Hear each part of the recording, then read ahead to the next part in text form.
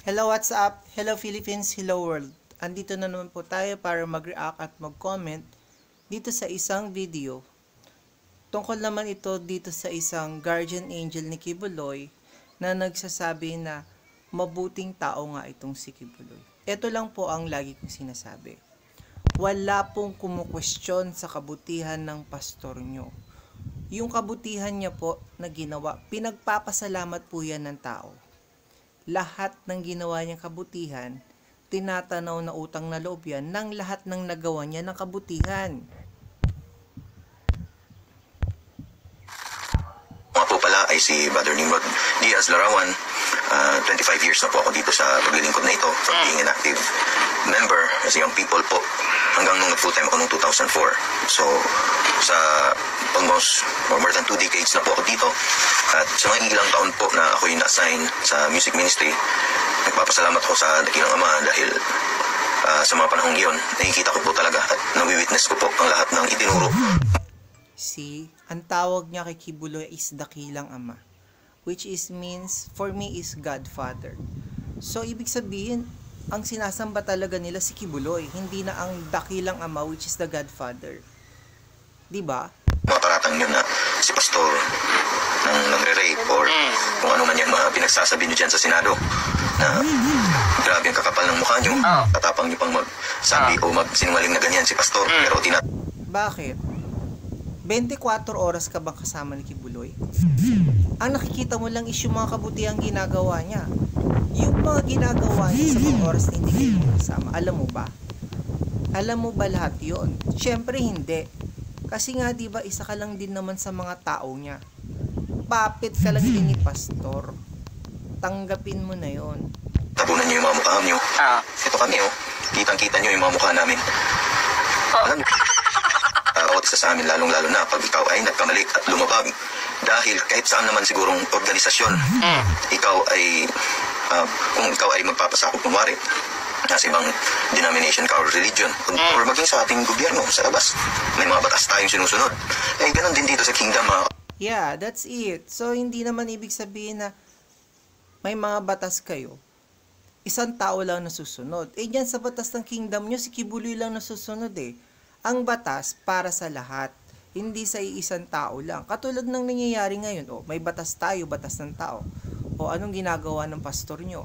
Kung talagang wala siyang kasalanan, wala siyang ginawang mali, dapat humarap na siya. Kung ang tingin niya sa sarili niya, anak siya ng Diyos, hindi siya pababayaan ng Diyos. Pero nung ginagawa niya, nagtatago siya. Kapatid, lalong-lalo na spiritual kami dito. Ang tinuturo na sa amin ni pastor ay katotohanan. Puro inamin ko po na isa rin po ako sa dumaan ng matinding pagdisiplina dahil sa katigasan nga ng ulo ko noon. Kung ano man yung ginawang pagdidisiplina sa kanya, siguro hindi ganun kalala, kaya ngayon hangyan pa rin siya. Pero kahit papaano, natuto siya. Which is dapat, kung may nagawa kang mali, kailangan talaga parusahan ka. Ganun ang pinapatupad ng batas ng tao ngayon. May nagawang mali si Kibuloy, parusahan siya. Kahit lahat kayo, kung sinasabi ng 6 million people kayong member ni Kibuloy, kahit lahat kayo magsabi ng mabuti si Kibuloy, wala naman nagsasabi. Walang kumukwestiyon sa kabutihan ni Kibuloy. Ang kini-question, yung masamang ginawa niya. Hindi ko ipagkakaila at pinili ko yun Wala naman akong pinirmahan noon at alam ko na alam niyo itong lahat kayo na lumabas dyan, lahat kayo na nandyan sa sanlibutan. Ngayon, So, nasa sanlibutan, nasan ka? Nasa Mars? So, yan yung tinuturo sa inyo ng Kibuloy, mga kasinungalingan. So, sinasabi mo na sinungaling yung mga nandoon sa Senado. Saan ba sila galing? Di ba member di siya ni Kibuloy dati? Member sila ni Kibuloy dati. So, tinuruan sila ni Kibuloy magsinungaling. Faithful pa rin naman kay Pastor. Kayo na mga nagsisinungaling dyan sa Senado na grabe ang patong-patong na mga alingan nyo patungkol sa ating mahal na pastor. Alam nyo yan Alam kong alam nyo to na the day or the moment na nag-decide kayo na full time, may kasunduan tayong pinirmahan mga kapatid. At before kayo, kung may calling din kayo, sana nga totoo yung calling ninyo. Sana nga naramdaman nyo talaga na tinawag kayo ng Panginoon, ng ating Ama.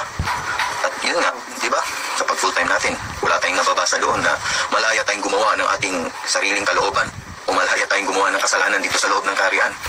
Bagkus ang nababasa natin doon is we are willing to surrender our own will, our human will, and submit ourselves to the will of the Almighty Father sa pamamagitan ng panguna ng ating mahal na pastor. Wow, ganun ba yon? So, ibig sabihin, pag member ka na ng Kingdom of Jesus na yan, is pag maganda ka, kay Kibuloy ka na, alay ang tawag doon? Ganun ba yon? Hindi namin maintindihan kasi sa inyo yan process nyo yan. Yan ang ginusto nyo. Pero, yung sasabihin nyo na mabuti si Kibuloy, oo, mabuti siya. Pero, ang lagi ko sinasabi, hindi po pases ang pagiging mabuti para gumawa ng masama.